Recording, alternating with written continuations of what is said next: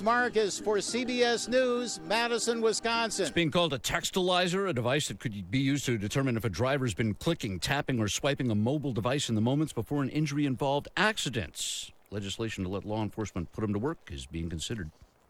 Now this. After all the sleep you cost your mom through the years, it's time to give it all back. I'm Scott Tannen, founder of Boll & Branch. This Mother's Day, give your mom the gift she deserves. Great sleep on Boll & Branch sheets. Our sheets are handcrafted from 100% organic cotton. They get softer over time. We guarantee she'll love them. She can try them risk-free for 30 nights. Now through Mother's Day, get $50 off your first set plus free shipping at bollandbranch.com. Promo code SLEEP. That's bollandbranch.com. Promo code SLEEP. Wouldn't it be great if you could stop crime before it happens? With the Ring Floodlight Cam, you can. I'm Jamie Siminoff, inventor and founder of Ring. Floodlight Cam is a motion-activated HD security camera that connects right to your phone, so you're alerted when anyone steps onto your property. You can now see, speak, or even sound an alarm right from your phone, anywhere, anytime. Does your floodlight prevent crime? Ours does. Go to ring.com/advantage and save $150 off of a Ring of Security kit. That's ring.com/advantage.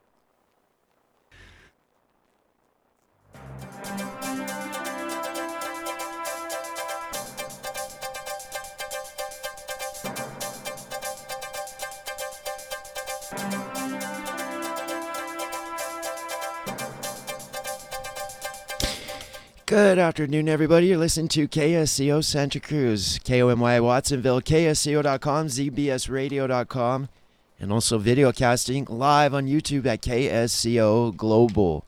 That is our channel. Please subscribe. Check out the live feed.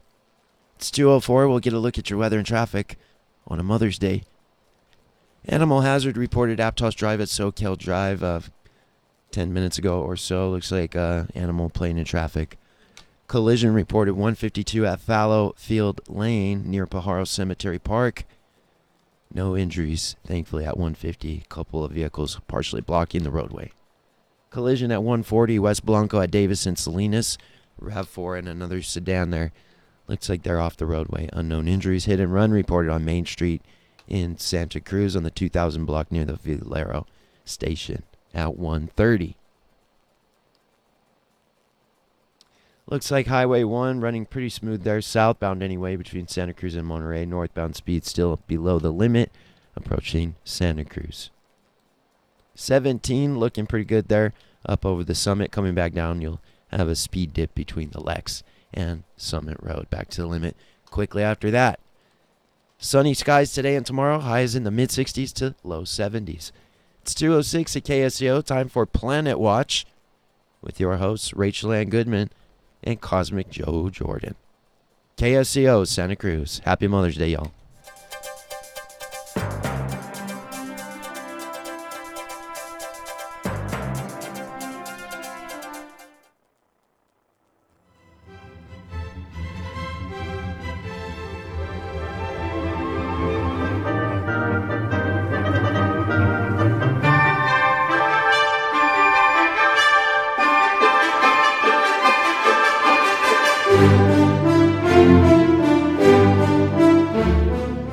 Welcome to Planet Watch, big solutions to Earth-sized problems.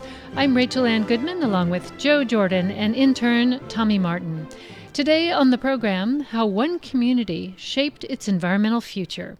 We'll meet Andy and Mary Shaw Coran, two local advocates who spearheaded citizens' initiatives in 2 California counties that banned fracking, plus more science notes and phenomenon right here on Planet Watch. If you'd like to reach us, you can email us with questions for our guests at radioplanetwatch@gmail.com. And for those of you listening live, happy Mother's Day. We have our newscast to kick it off, and we'll start with a story with Joe Jordan's choice, and then we'll go around the circle and see what we discovered about science news and notes from all over the planet. Yeah, and happy Mother Earth's Day out there, everybody.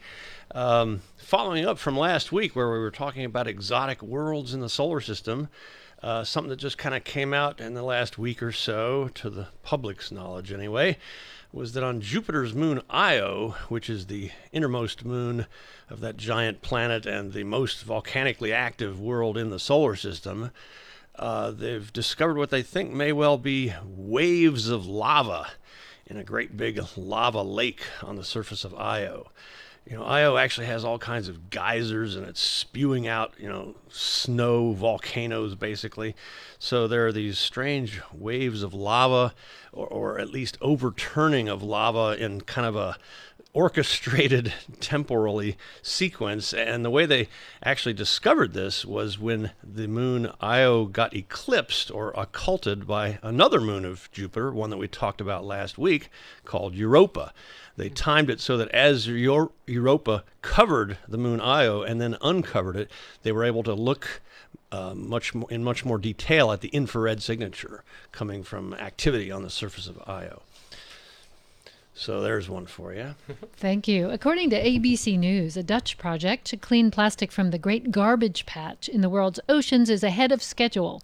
The Ocean Cleanup, a Dutch foundation, announced a new system designed today that will allow them to begin an ambitious cleanup plan in less than the next 12 months, 2 years ahead of schedule. The Ocean Cleanup said today its new system features an anchor that does not attach to the ocean's seabed. Instead, it floats along with ocean currents. The anchor is deep enough to keep the system moving slower than the plastic that floats on the ocean's surface. System can then catch plastic inside a barrier, and if that plan is successful, the company claims it will be able to clean up 50% of the so-called Great Garbage Patch in 5 years. Scientists and environmental advocates have identified several so-called patches of marine debris floating in the world's oceans, but scientists caution that the term doesn't accurately describe the scope of the problem because much of that plastic is in micro beads that cannot be seen nor captured. So it will capture the largest of these various pieces that are floating in the garbage patch. There's a little comment from our local higher education institution, Cabrillo College here. We have a project. This is a place where both Rachel and I teach from time to time. There's a project there called the Clean Oceans Project that proposes to go trolling around in the oceans, picking up plastic and turning it into fuel, which then fuels the vessel that continues this process. Students and teachers and others are analyzing this and have no idea yet really how it pencils out economically and environmentally, but it looks interesting, and it's related to that story, so there you go. And of course, the best way, once they clean it all up, to eliminate the garbage patch is to stop throwing trash on the ground and have it or into the ocean. That'd be a good start. All right, Tommy has a story for us. Yeah, while it might seem counterintuitive, research is finding that less dust can contribute to more pollution. A new study published in the journal Nature suggests that less airborne dust is actually making air pollution over China worse. That's because dust plays an important role in determining the air temperatures and thereby promoting winds to blow away human-made pollution. Using models to simulate 150 years of wind and dust patterns, the researchers found that dust deflects significant amounts of sunlight. Without it, the land heats up, changing the relationship between ocean and land temperatures, which decreases wind speed. The study found reduced dust levels cause a 13% increase in human-made pollution in the region. Although the increase of man-made emissions is still the main factor of the haze over eastern China, understanding how wind, dust, and man-made pollutants work together can help to limit some of the worst impacts. So I don't have to clean my house? So not to make light of it, but, dust is a good thing. Usually we are dust busting. That natural dust, for sure. Yeah, keep it around. And I was curious, and we don't know the answer, so I'm not asking you, but just curiously out loud, did they stop creating so much dust because they paved everything in China, or what happened there? It was actually the models that they were just determining what parts were more influenced by the dust. So just getting better at measuring things sometimes changes the results. Yeah. Interesting. Okay, more on that later. And Joe, you have one more before we go to our guests? Yeah, I have another one that involves tiny particles, only this time it's not dust, it's ice way up in the atmosphere, in the mesosphere, which is about 50 miles high, the highest clouds on Earth. We never see in our area here at mid-latitudes in North America, and other folks in the same band. But up in the far northern latitudes as well as the far southern latitudes, you can see these things called noctilucent clouds. Noctilucent, it means night light.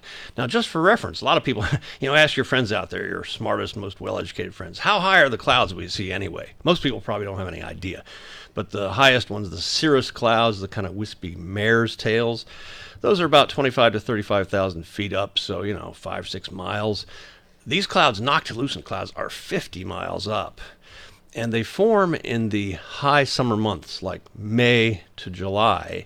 I saw them once, one night in Norway, and it was one of those evenings, Midsummer Night's Dream, where because the sun doesn't get very low below the horizon during summer nights there, it's kind of twilight all night long, and you get this eerie bluish, electric blue glow in these wavy clouds. And in today's earthsky.org, if you just go to earthsky.org, there's a video teaser of beautiful, beautiful noctilucent cloud formations from last year. And the reason I'm bringing this up today is, hey, it's early to mid-May now, and this is when the noctilucent cloud chasing season begins. So if you happen to be going far north this summer, look for noctilucent clouds any hour of the night. Wow, awesome. Thank you. And one more final story. This is sort of from that part of the world, a perfect segue. You've heard of hybrid cars, yes? Now scientists are designing hybrid power plants that would use a combination of fossil fuels and concentrated solar energy to generate power, reducing carbon dioxide output by 33%. The concept in which steam generated by a solar field was fed directly into the power plant's high-pressure turbine brought a reduction in emissions and fuel consumption which at best exceeded 33%. Although the study was conducted by Finnish engineers, they haven't put it into practice yet, but Denmark has. They're always ahead of the curve, it seems, and they are already using CSP biohybrid plants to produce district heating. Just a little explanation of that. CSP is kind of renewable energy lingo for concentrated solar power, and the bio was biomass.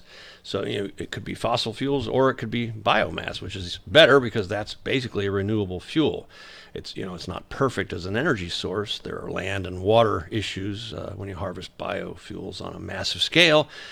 Solar is kind of the ultimate thing. It's 10,000 times the resource we need. But hey, this story actually is a perfect segue to our interview today, because we're going to be talking about energy, something we all need, and there are bad ways to get it and good ways to get it.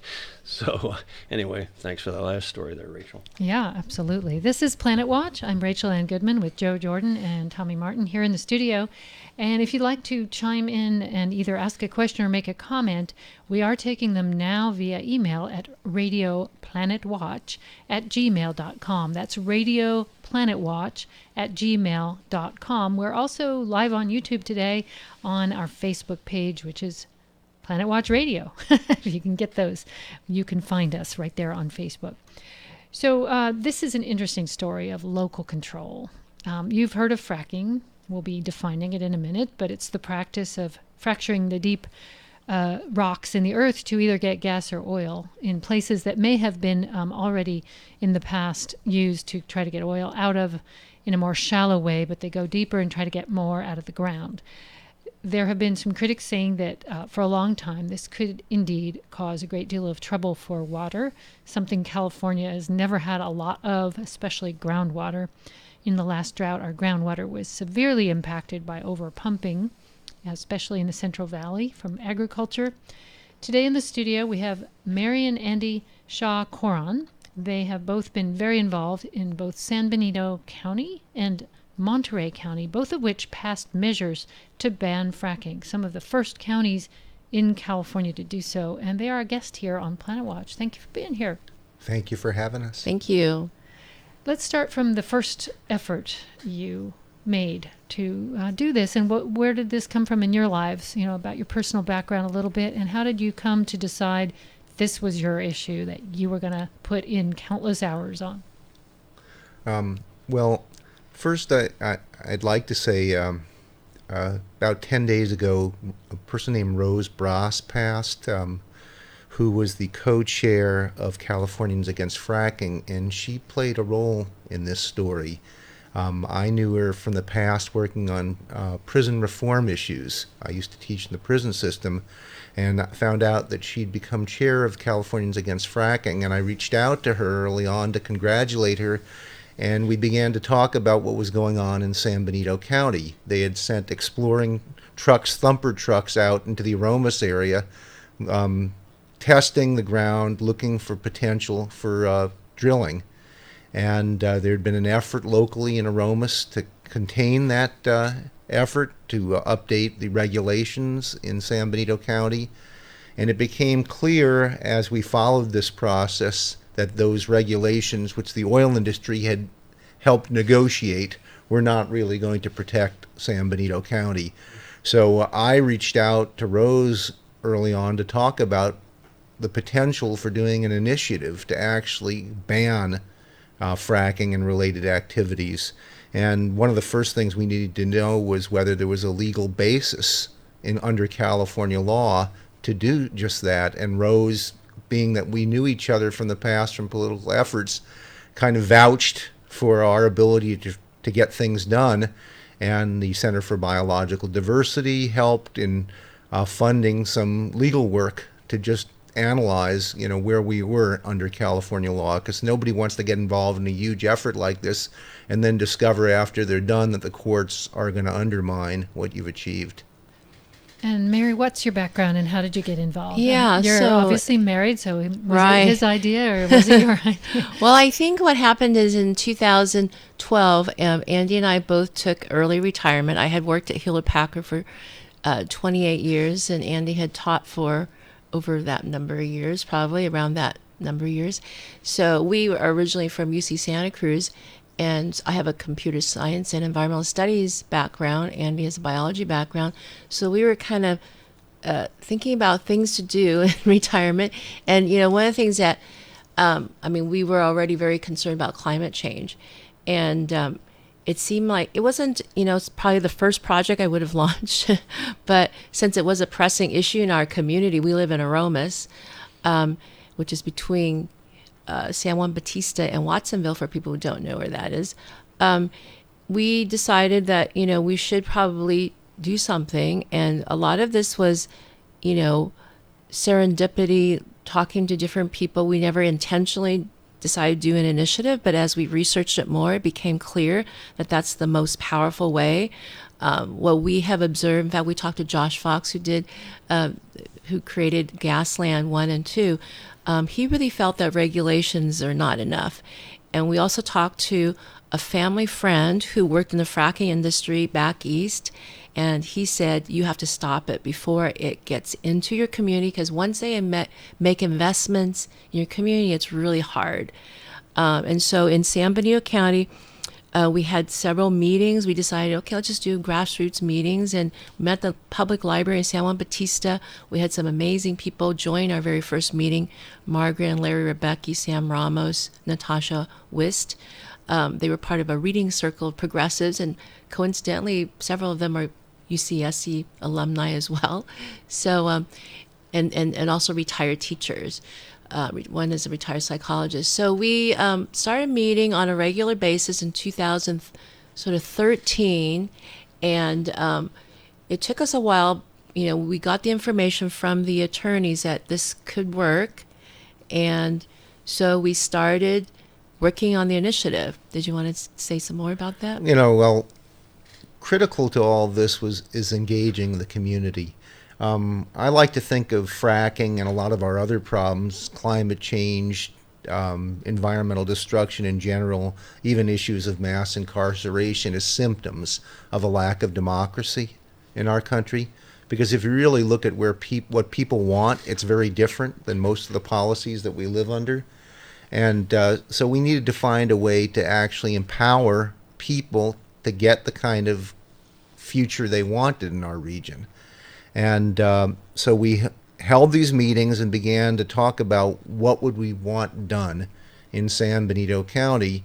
And it was clear that people really did not want any of the extreme oil extraction methods. So the initiative that was passed, that we drafted in San Benito County, didn't just ban fracking, it also banned acidizing and cyclic steam injection, all of kind of the enhanced drilling methods as well as a number of other enhanced methods, all of which have higher risk of water contamination, and they also have higher risk of earthquakes.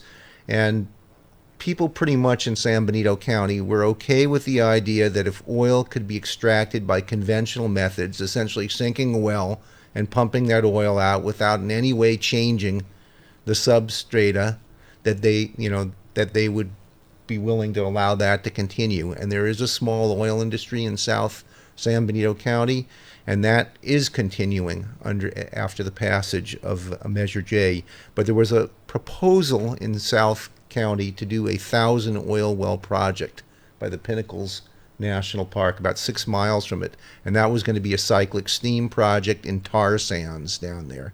And most people, when they heard about that, were appalled by that idea, because what our number one industry in San Benito County is agriculture, and second is tourism, and the Pinnacles are a pivotal part of that. Right. So the state of California allowed this under its current rules before you passed this county by county initiative. I'm sure that once you went public with your initiative, you got some pretty big oil companies interested in fighting you. Can you talk about when that opposition appeared and in what form it appeared? How did that come about? I think they didn't really take us seriously in the beginning, and so in 2013, that was when we finally decided, late in the fall, to really launch this. So it took us a while. We had to find attorneys who could actually draft an initiative. And, I don't think the oil industry even was on their radar then. And now I just want to mention one quick thing about an initiative. And, we did think a good deal about also democracy, because we're actually very interested in democracy. It's not just about fracking oil. And so we were thinking it's important to use a creative way. Our mentor is Professor Art Pearl. He was a former UC Santa Cruz professor. Now he lives in Eugene, Oregon, has been teaching there more recently until he retired, I think, 94 years old. But he thinks at the root of all problems currently is in our society is really lack of democracy, the fact that corporations get to do pretty much what they want. And, I think Andy is best at telling this story about, why the initiative process is so powerful, because we are in a period of time in history that's reminiscent of a period earlier, around the early 1900s, when Southern Pacific Railroad really was the powerful corporation in the West and pretty much dictated who was going to be governor at any elected office. So you want to explain why the initiative there was a realization with the extreme over-influence of Southern Pacific Railroad, especially in California, that what people wanted really was not happening at all. And right here in Santa Cruz in 1910 at the Republican Convention, the State Republican Convention, they launched the effort to do 3 major reforms under California law: the initiative process, the referendum, and recall. And the initiative process is a way that citizens can directly write and organize and pass laws if need be, without the support of any elected officials. The referendum is a way for people to look at laws and organize to have them canceled, negated. It's not used very often.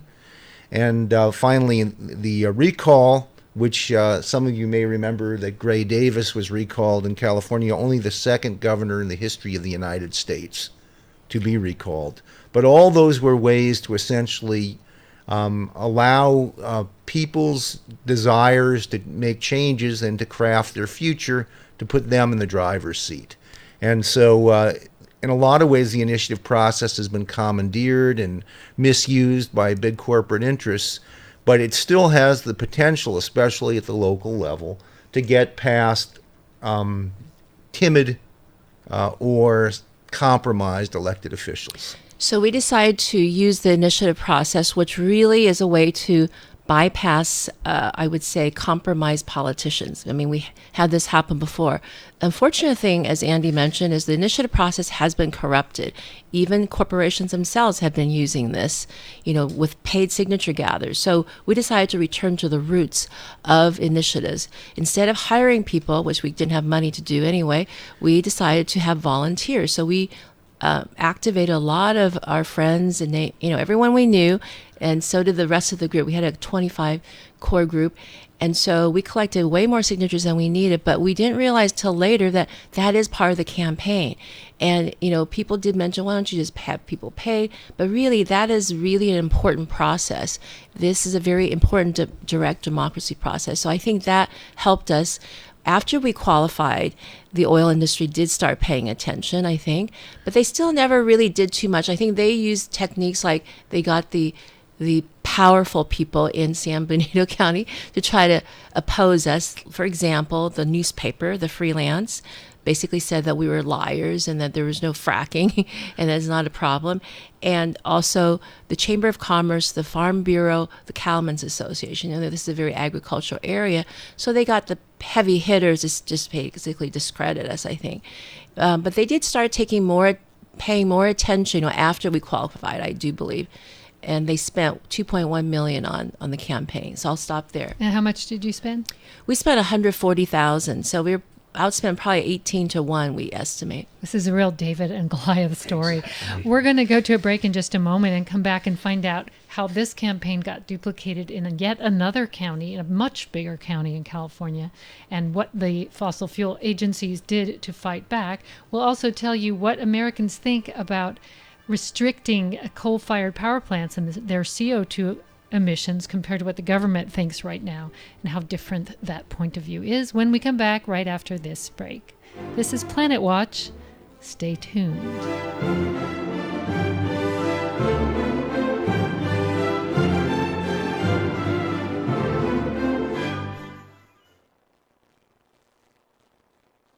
I'm Matt Thompson, Santa Cruz resident and project manager for Day One Solar. I find Santa Cruz to be such a unique place. You have community-minded residents that really appreciate the beauty that surrounds us. But with that comes a responsibility to protect our natural resources for generations to come. At Day One Solar, we offer clean energy systems that will save you money while you help save our planet. Solar energy now. Day One Solar. Come enjoy the amazing Redwood Mountain Fair. Music, arts, fun, food, and microbrews. There's something for everyone June 3rd and 4th at beautiful Roaring Camp in Felton. 22 fantastic bands on 2 stages. Arts and crafts, expanded kids zone. Discount tickets and detailed information, links to bands and artists, all available online at redwoodmountainfair.com. Hello, everyone. This is Meg from Ben Lomond Market, letting you know the market is your one-stop shopping place for this coming Mother's Day. Mother's Day special sales are good through next Wednesday. Visit the meat department and see what they have on sale this week to make your mom a delicious feast on her special day. Fresh oysters, $1.19 each. Cooked prawns, $14.99 a pound. Atlantic salmon, $9.99 a pound. Lobster tails, $8.99 a pound. Filet mignon, $17.99 a pound. Skirt steak, $13.99 a pound. Lamb loin chops, $13.49 a pound.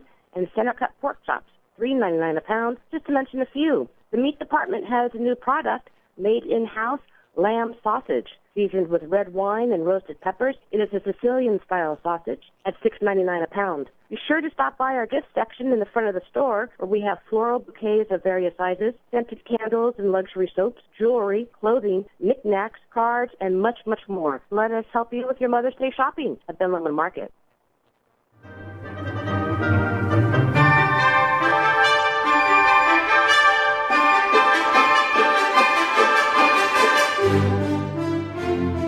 You're listening to Planet Watch right here, and thank you for tuning in. I'm Rachel Ann Goodman, along with Joe Jordan, our co-host.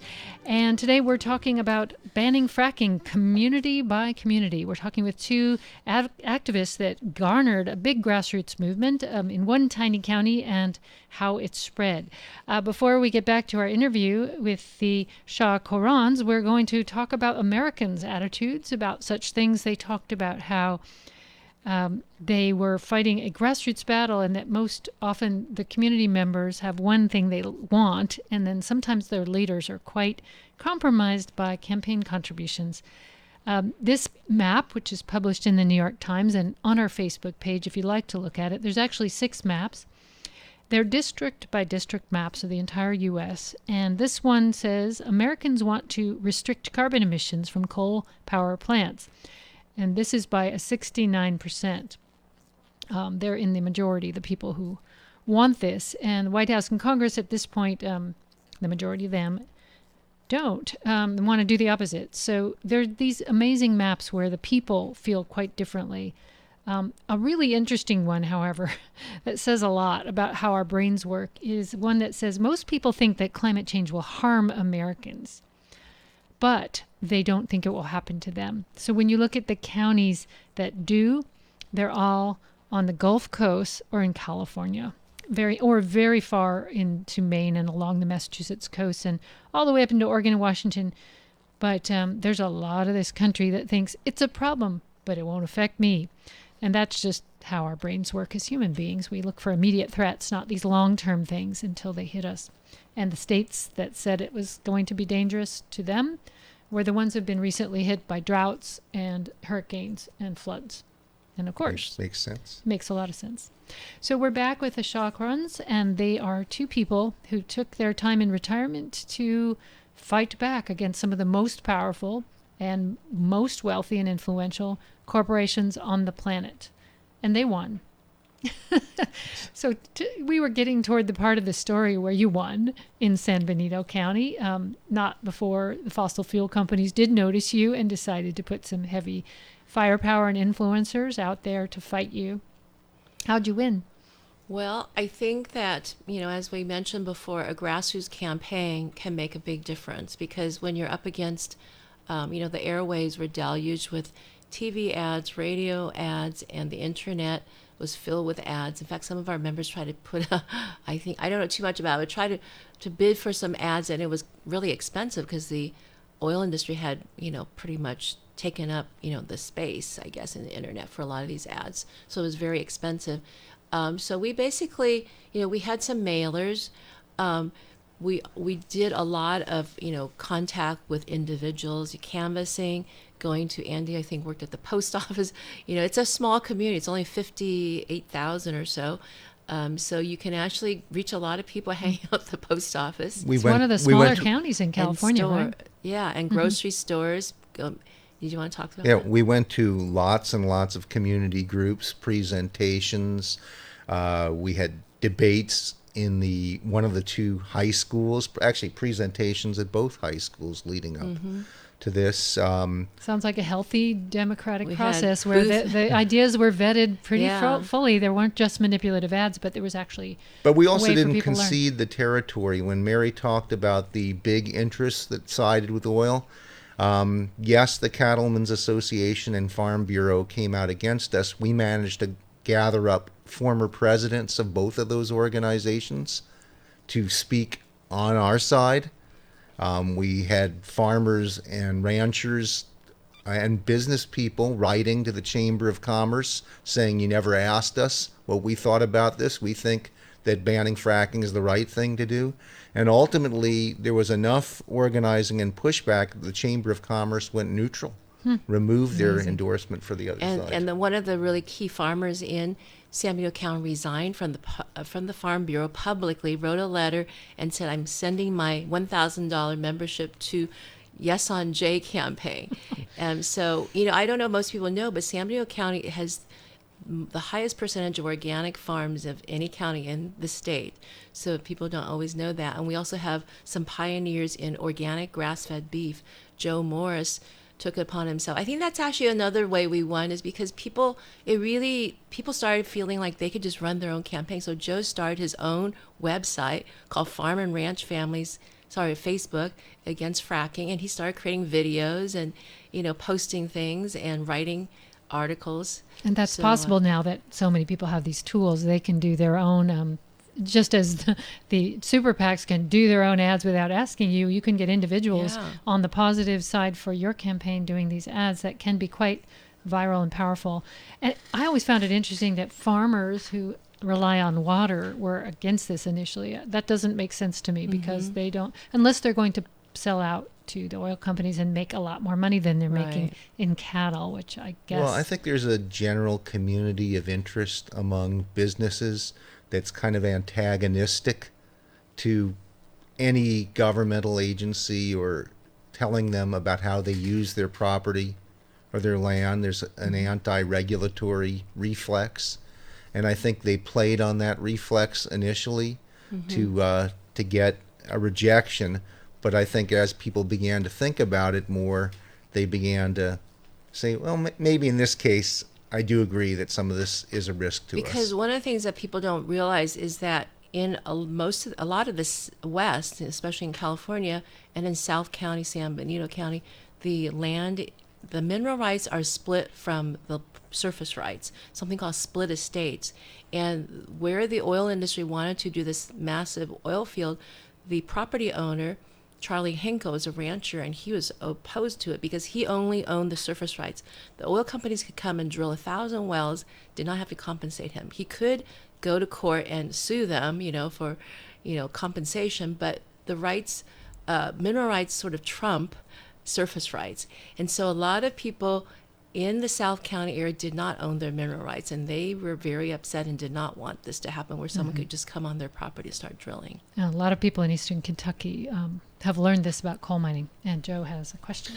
Well, first, we meant to mention right after the break, you can email us at radioplanetwatch@gmail.com. Lots of interesting questions I'm sure we all have and by the way, we probably ought to go a little bit over time. We've got two great folks in here. I don't have that much oddball stuff for the end of the show. But anyway, I wanted to sort of segue to the next county, the really big one, the very important prize for the oil industry, Monterey County, by bringing up a story when Andy first got me interested in this.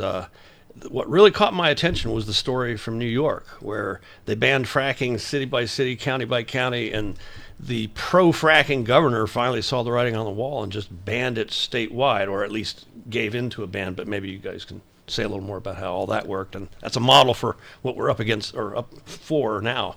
Well, early on, we read an article about a woman named Helen Slotchie, who had received the Goldman Prize. She was a retired attorney and not an environmental attorney. And she and her husband were concerned about fracking spreading from Pennsylvania to upstate New York. And as she reached out to environmental organizations and said, we should stop this, the response was, there's no way legally you can stop this. All you can do is have stronger regulations. And it didn't seem to ring true to her. You mean we can stop a pig farm in our town? We can stop them from opening certain kinds of chemical factories near the school, but we can't stop them from fracking, which is just another industrial activity. And they came up with this idea of looking at the authority of local authority over land use and industrial activities and zoning. And up in Dryden, New York, they passed the first ban on fracking and then proceeded to share what they learned about that with other cities and talking to other folks and organizing, and ultimately hundreds of communities used the approach of land use and zoning to ban fracking. The oil industry challenged the first cities. It went up to the highest courts in New York State, and the high court said, yes, local authorities have this right. And at that point, the door was wide open, and I think that's when the governor recognized the writing on the wall that either he was going to be supportive of this effort or be left behind. So the Monterey Formation is this shale formation, and for a while they thought it was the next, Bakken oil fields. They thought it was going to yield billions of gallons of oil, and that there would be a gold rush essentially in this very pretty agricultural county of Monterey. Has some big cities, but a lot of it's ranch land. Tell me how that news, and it did shift a bit about how productive that formation was going to be. How did that coincide with your campaign for Measure Z? And let's talk about Measure Z while we have the time. You want to talk about the petition first, Okay. So Measure Z, we were actually asked, we live on the border literally of the two counties, and so we were asked to advise on actually back then it was just Monterey's effort to put a moratorium on fracking. There was a grassroots group that had been working when we worked on Measure J in 2014. They approached their supervisor. They collected petition signatures just unofficially. They were not formal ones. And they got the supervisors to agree to a moratorium. I mean, I think they went through the process. It went to the Planning Commission and then they recommended it to the supervisor. So the supervisor sent to the Planning Department to go off and draft something. And by the next year, 2015, they were supposed to vote on in the spring, and we were friends with a lot of these activists in Monterey. So we went to their meetings, and we were shocked to see the supervisor vote it down. During that time, the oil industry had gotten to them. So, this dejected group of people, I remember that day we went to a Mexican restaurant, and that was where they said, okay, I guess we'll have to do an initiative like you guys did. They didn't really want to do it, but they decided to do it. And so we ended up consulting and got more and more involved in it. And so to make a long story short, we were very active. And and what was the question that you had? Well, how did it coincide with the various discoveries of how much and estimates of how much oil was under the Monterey Formation, which is really underlying a lot of Monterey County. Monterey Formation is much bigger than you think. It turns out it's actually from South Sacramento all the way to practically Southern California, but it is called the Monterey Formation. A lot of it is in Monterey. Now, the thing about the shale formation is that you need to use acids because of the earthquakes in our state, the shales are all distorted, and so you actually have to dissolve it. And so a lot of times they'll use techniques like acid fracking, which they tried. Actually, they've been testing this in South Monterey County in Bradley, and so they've been doing both fracking and acidizing. So that's one of the reasons the group decided to do it, because they wanted to stop. In the future, as the price of oil goes back up, there'll be more demand for these harder to get oil resources, and so they wanted to stop that, but they also wanted to tackle steam injection, and there's 1,500 of those wells. So I'll stop there. And just to say that the initiative in Monterey County is a little different than San Benito's. Yes, it said no fracking, no acidizing, but it also limited, you've got the fourth biggest oil producing county in California, down by the San Ardo area, 1,500 more or less wells. And the idea was that was far more than Monterey County should have had. So the initiative stops it, freezes that footprint, says that's as big as the oil industry is going to get, 1,000. Those wells are the limit, and there'll be no new oil wells drilled in Monterey County. The other issue in Monterey County is the disposal of contaminated water from the oil industry down there. There's a lot of water in that oil field, and in the process of steaming and pumping it out, they produce tremendous amounts of contaminated water, millions of gallons every day. And what they've been doing with the majority of that is pumping it back into the deep aquifers in violation of the Federal Safe Drinking Water Act. And people were very concerned about that because water in Monterey County essentially follows the Salinas River underground, flows from south to north all the way out to Monterey Bay. So all the cities, all the farms of the Salinas Valley, one of the richest agricultural valleys in the United States, are dependent on that groundwater, which potentially could be contaminated. And they were pumping a lot of it during the drought, so it's clearly a needed and precious and endangered resource. Tell me the timeline of when it started to get close to passage. I heard a lot of ads. This was a bonanza for local media, probably this station. I heard it on, K-Pig, which is this music station I listen to. Yes. And I thought, if this is the hippie Grateful Dead playing, country rebel station, playing anti-Measure Z ads, they're really worried that it might pass. Right. So they were much more worried, so they started even earlier. So before we even had drafted the initiative this time in Monterey County in 2016, early 2016, they had already started doing these ads. And so people were like, what is going on here in Monterey County? They had never even heard of it until the ads, yeah, right? so the ads in some ways alerted people. It gave you free advertising. Yes. It did to some extent create, because a lot of times the ads really, create the awareness. So we started petition gathering, and it was helpful that they were doing the ads, because a lot of times it takes a while to explain this to people, but then, they understood what's happening. Thanks, ExxonMobil. You just helped us out. That's right. They made the people aware that there was an issue of oil, and it left it open for us to educate people about what should be done about it. But they spent $5.4 million in Monterey County. It might be even higher, because we haven't checked the final reports from the FPPC. In San Benito County, they spent $2.1 million. So it was still quite a lot in San Benito, but I think, they were very worried. I think, though, in Monterey, it was 7.5 times bigger than San Benito, so even our own people, especially the Monterey natives, were like, they didn't think we were going to win, some of them. So we actually brought a lot of, Joe helped. There were a lot of our old stalwart supporters from Santa Cruz, actually. And San Benito. San Benito County and the Bay Area, who had all worked on the Measure J campaign. They helped a lot in Measure Z.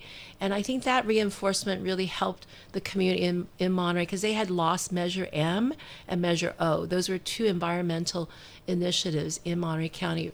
So you got the supervisors against your measure. How far did it pass? What was the margin? Well, we won with 56% in Monterey County, again being outspent about 18-1. And I don't think anybody saw that coming. We did get supervisors who did endorse us. Yeah, we actually had Jane Parker endorse us, so we were very lucky, and Ana Caballero, who was running for assembly, and Bill Monning, too, endorsed, and did a radio ad and TV ad for us. So that was very helpful. And Dolores Huerta did an ad for us, which was really moving to a lot of folks who knew about her history with the farm workers movement. It started going viral at the end, and so we even had a short video from Mark Ruffalo, and Leonardo DiCaprio did a tweet for us, so it started, getting out there. And there were also some Latino musicians who are well known. Their names escape me, unfortunately, and so they really helped us. I want to mention that we actually ran a campaign that was very strong in the Latino community. So I think that was one of the key reasons we won.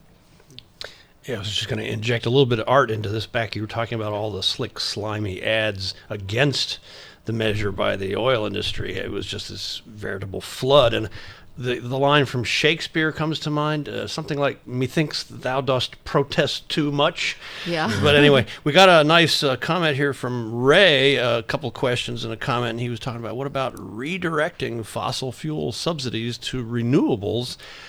That could be kind of a segue into the other big thing that Andy and Mary and I and others are now involved in, which is bringing clean, renewable energy to the whole Tri-County area. But, keep talking if you want on the other stuff. Yeah, I want to wrap one more point around the Measure Z before we move on to your other project, and that is you're being sued. What's going on with that? Well, I would say it's not us directly. It's the county of Monterey and the people of Monterey being sued. So the oil industry, we're up to 6 lawsuits now. The first 2 came right after the election. It was Chevron and Era Energy. Era Energy is owned by ExxonMobil and Shell. So the big, we can now call them big oil, has sued the county. And, it's really intimidation. They did the same thing. They intimidated the supervisors in San Benito County, the oil companies. However, they only had 1 lawsuit, and they kind of used one smaller company to do it. But the lawsuit in San Benito was dropped after a short time. But they did make the supervisors feel that they were going to go bankrupt or just lose millions of dollars. Isn't there also the threat by the Koch brothers in particular, since they're part of that triumvirate of companies, they own a lot of interests in them, they pay money to run ads against the supervisors, and the threat is you run again and I'm going to have you out of office, right? So we're hearing word that certain supervisors who supported us, for instance, Robert Rivas in San Benito County, has been told, he's either going to run for re-election or run for assembly, perhaps, that the oil industry is not happy with the fact that he came out publicly in favor of our efforts. It is, risky, I think, for people, but I do think that if the grassroots supports you, I think that can really make a difference. So after all, we're supposed to be voting them in and out, not Chevron, right? They don't get a vote. The oil industry has spent a lot in the whole state. In fact, there is a movement right now. There's a rally next weekend, I should mention, on the 20th. It's called Oil Money Out, and it's really out of politics to ask all our elected officials to stop taking money from dirty oil, to just say no. And we think that could help a lot. Is that statewide or? This is statewide. This is a whole campaign. If you look at the website, and they're starting it by launching this March. It's during the California Democratic Convention next weekend on the 20th. I think by the governor's mansion, they're going to do this rally. And that does bring me to, where's Jerry Brown and all this? And then we'll move to the initiative that Joe was talking about. Well, let's answer that first. Where is he? He was before your initiative was kind of wishy, saying you could regulate and not ban. A lot of people like to say Jerry is brown, not green, in spite of all the evidence to the contrary. And it's clear that he has received money over the years from the oil industry, and he has been no friend of efforts to ban fracking. We had his policy advisor on the show. Oh, really? Yeah, and he dodged. We asked him the question. Oh. He didn't answer it very well. He answered that Jerry Brown believes in regulating. That's what he said. Unfortunately, it doesn't work well. And I think even with regulation, I don't think he really believes in it, because we were following what happened in Kern County. There was a Chevron worker who died in a steam injection sinkhole. And he was just basically literally swallowed alive and boiled by hot mud. And Jerry Brown's head of Dogger at the time shut Dogger, you should define. The Division of Oil, Gas, and Geothermal. It's a great name. Okay. Yeah. We call it Dogger. They don't dog them well enough. Yeah, it's a great name. They shut down this and just said, we have to stop and figure out what's going on. Someone died. And Jerry Brown got all this pressure from the oil industry back then to open up the oil fields and start, because they didn't want to lose money. And so he fired that head. And so really, I don't think he really is even following the regulations that are on the book. So I think Jerry Brown is compromised, and it's unfortunate. A lot of people don't know that. I was at a solar conference where he got a standing ovation in 2014, and people just, think he's just such a green governor, and he's really not. He's very smart.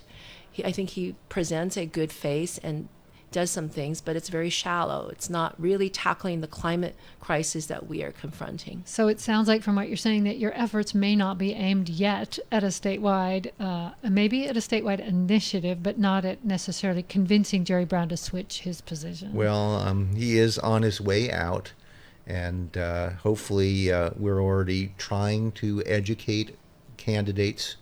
Such as Gavin Newsom. Do we know where he stands on this? Well, he's told us that he was against fracking. Yeah. We met him, and he came out for single-payer health care, so that'll be interesting to see where he stands on this one. Yeah. Well, we only have a few more minutes left, so I'd like to wrap it up by quickly having you describe in a short minute or two the initiative Joe was talking about. Oh, so Monterey that's Bay Clean. Oh, right. So after Measure Z1, we ended up assembling a strong legal team to help intervene. And as we were doing that, people were saying, this great opportunity is happening. It's community choice aggregation. It's the effort started by Bruce McPherson in Santa Cruz County to create a joint power authority comparable to the ones in Sonoma County and Marin County. Basically, you can buy energy through this joint power authority instead of PG&E. That would be kind of the default. You can still opt to stay with PG&E, and PG&E is required by law to support all this. This all has been worked out quite a few years ago in legislation. Hence the word choice. You could choose to ditch PG&E and go for a profile of a portfolio that was more solar. Exactly. And more so wind. This would double the amount of solar immediately that PG&E currently. PG&E does buy some solar. So the Joint Power Authority was encountering some difficulty. Unfortunately, every single community or jurisdiction has to vote on it. So every single city, every single county has to. The counties vote on behalf of the unincorporated areas. So they were encountering problems in Watsonville, in Hollister, in almost all the cities in Monterey. So our group basically activated and helped win in basically those communities. So it'll spread from there, county by county, community by community. This is what we're talking about, is individual communities. It's not going to be the big leaders, which are getting big money. It's going to be the smaller leaders, and we still have to empower even our county supervisors not to take oil money. A lot of work they have made us do with very little money, but we're doing it. Great example of community willpower, and I applaud you for sticking it out. Thank you for being our guest today on Planet Watch. Thank you for having us. Yeah, Been really looking forward to having them in here. We have known each other for 2/3 of our lives, 40 years when I was a grad student at UCSC, and then we were undergrads. And this is Mary Shaw Coran and Andy Shaw Coran. They are guests. They are with, what's the name of your organization, in case people want to read more about you? San Benito Rising and Protect Monterey County. All right. Thank you for being here. Can I do a half-minute riddle, just a teaser for next time? Oh, yeah. I mean, I was going to get into the whole thing about it, but hey, I'll just give you something to think about. You've probably heard it said that stars twinkle while planets don't. Now, when I was a first grader, way back in ancient history, back in Virginia, my first grade teacher said, well, stars twinkle because it's stardust kind of filtering past the line of sight between us and the stars. That's sort of a compelling, interesting explanation. It's wrong. Stars twinkle because they are outside the turbulent atmosphere of the sun. Of the Earth, outside the turbulent atmosphere of the Earth. But the question is, wait a minute, planets are outside our atmosphere also. So why don't they twinkle if stars twinkle because of the, atmospheric fluctuations and turbulence? So think about that. And for next time, we'll talk more about that. And I do believe we have some exciting guests for next week. We can forward promo. Tommy, you want to give us a little hint? Yeah, I have trouble pronouncing her last name, but we're going to have Connie on. Connie, and she is she does communication about climate change, and it's going to be a really interesting conversation. How to talk about what only 36% of the country seems willing to talk about. How to get that number up. She is with, I believe she's with Yale or Harvard, and part of the communications department that works on how to talk about difficult things. So we'll be finding out why some people don't even want to talk about something so big, and what we can do to open up the conversation in a non-threatening way so we can begin to come to some consensus about our future. So that's next week on Planet Watch. I'm Rachel Ann Goodman along with Joe Jordan. Keep an eye on the sky. Thanks for listening. Thanks to Andy and Mary.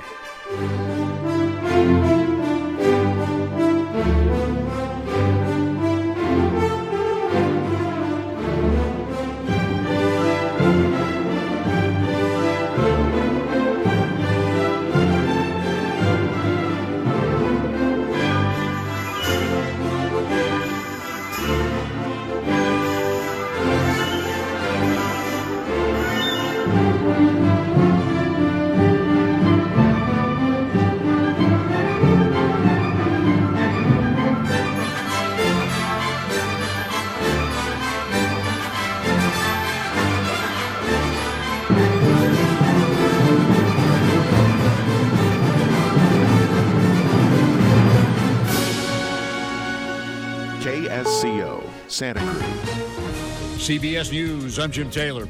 WannaCrypt ransomware. This is a very serious problem, and I think it's going to grow. Former Director of National Security.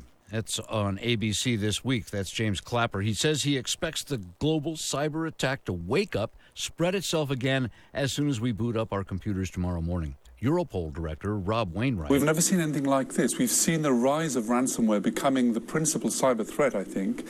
But this is something we haven't seen before. The global reach is unprecedented. 200,000 victims in at least 150 countries. It is widely believed the U.S. National Security Agency developed the hacking worm. Microsoft calls the attack another example of why stockpiling of vulnerabilities by governments is such a problem. And offhand tweets by President Trump about taping results in more than he may have intended. I'm Tom Foti. If there are recordings of conversations between President Trump and then FBI Director Comey, Democrats now want Congress to hear them. And if they're not in existence, if this was yet another fabrication by the president, he needs to come clean about it. House Intelligence Committee senior Democrat Adam Schiff on CBS's Face the Nation. Former Director of National Intelligence James Clapper was on CNN's State of the Union talking about President Trump's repeated claims that he, Clapper, proves there was no Trump campaign link to Russia. Russia. My statements should not be considered exculpatory, is to use a legal term. Tom Foti, CBS News, Washington. New York Senator Chuck Schumer, Senate's top Democrat, raising the possibility his party may try to stall President Trump's FBI nominee until the administration agrees to have a special prosecutor investigate Russia's meddling in the 2016 election and possible ties to the Trump campaign. But Democrats need Republican support to do that. It does take 51 votes for confirmation, and they got 52 seats, the Republicans do. Former President Bill Clinton telling graduated students today they must decide whether our common humanity is more important or our differences matter more. There are too many undocumented people in America? Yeah. Why? Because we've let over 30 years pass without adopting an immigration update. The former president receiving an honorary degree at the commencement ceremony for Hobart and William Smith Colleges in Geneva, New York. Changes on the Atlantic coastline. What is wet and wind-whipped now will be warmed by higher temperatures soon. I'm Jim Crisula. A storm off the North Carolina coast has grown into a major nor'easter. Several inches of rain could lead to flash flooding. Many areas of the East Coast will see their first 90-degree weather of the year by the middle of next week. Sheep has portrayed the role for 22 years in more than 70 stagings.